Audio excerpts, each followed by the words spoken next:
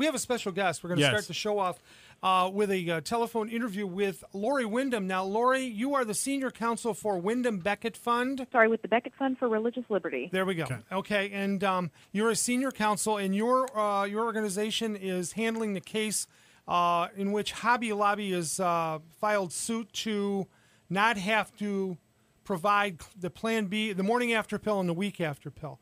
And I think it needs to be mentioned here before we go into this that the Green family, who owns Hobby Lobby, has no moral objection to providing contraceptives and covering those contraceptives for their employees. So I think it's important we get that out. So how did your firm get in contact with Hobby Lobby concerning representing them?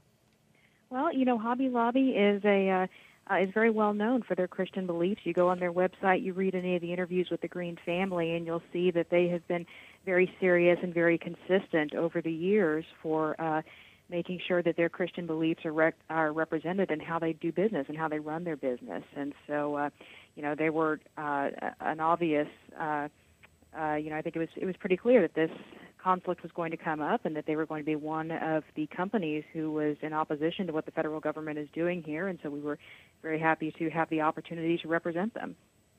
When you, what's the first step? Where are you at right now in the legal process concerning the situation?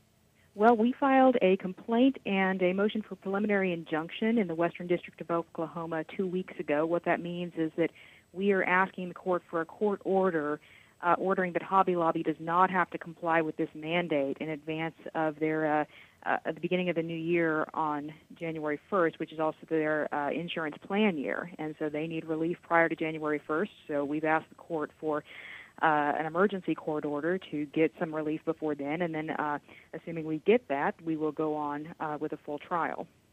I've heard some secondhand information from my wife that the company offers birth control now. Is that correct?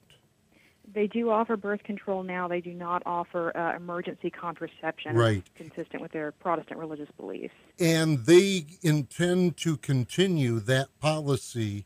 It's really just the morning after pill that they're concerned about. Is that correct? The morning after and the week after pill, yes. Yes, okay, right. Okay. So they don't intend to take away the right to birth control from their employees? No, they don't. And they just released a statement on that last week to make sure everybody understood that. My wife, in defending her ability to shop at Hobby Lobby, pointed that out to me. Lori, so let me ask, and this is Jay Morris, let me just ask then, there's been multiple waivers given here. Has there been anything on the size of a Hobby Lobby? I know the Catholic Church has a waiver, and they're going to wait that out and try to work out something. Do you feel that Hobby Lobby, is this one of the biggest suits against the federal government on this particular issue? This is one of the largest suits. They've got 13,000 employees across the U.S., and so I don't know that any of the other plaintiffs out there are quite so large. And, the issue of waivers is interesting. There are a couple things. There's a one-year safe harbor, which a lot of Catholic organizations have been able to take advantage of. And then there are other waivers and exemption in the law. There are actually, according to the administration, 100 million Americans are going to be on insurance in 2013 that is exempt under another part of the regulation. And so Hobby Lobby just wants to be treated the same as all those other businesses. So in the end, I mean, as this suit goes forward, you see this going towards a focusing basically on the morning after and the week after pill. Do you think that the government, do you think the government gives in at that point in time? And if they do, for someone like Hobby Lobby, what does that then mean for a multitude of other companies that feel the same way? I hope the government gives in. We'll have to see what they do. They have been fighting these lawsuits pretty hard so far. There have been a couple other small family-owned businesses who filed lawsuits, and the government has continued to fight against and oppose those. So we don't know. We don't know what they're going to do, but I will assume they're going to continue to oppose Hobby Lobby's lawsuit as well. Now, I read somewhere that potentially Hobby Lobby could lose $1.3 million daily in fines if they don't provide that coverage. And if they lose, are they prepared to do that?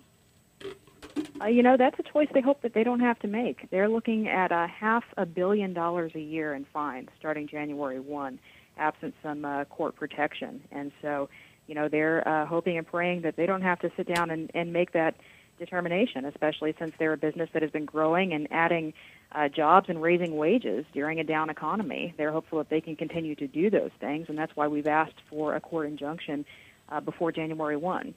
Talking with Lori Wyndham.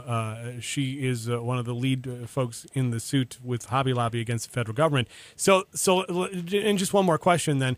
So are you looking for an extension like the Catholic Church to be able to negotiate this out, or are you looking for a full-blown, we want to be exempt from this particular piece, Lori?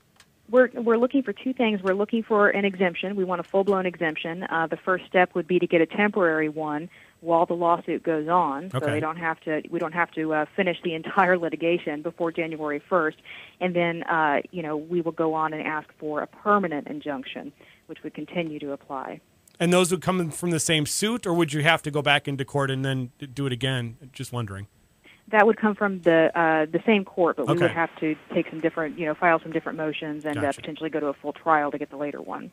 Lori, is the fund being legal counsel to any other organizations that fall in the same ballpark as far as lawsuits, or is Hobby Lobby pretty much the one out in front and everybody else is kind of watching?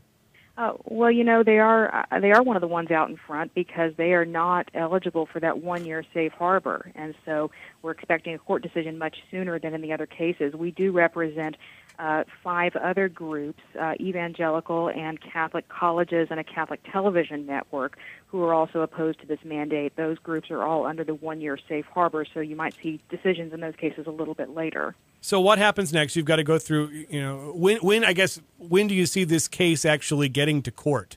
Well, we're hopeful that we will have a hearing on our motion in October or November and a court ruling before the beginning of the year. And then after that, we are hoping that sometime over the next year we can go on to go through discovery and the regular litigation process and get to a full trial on the merits.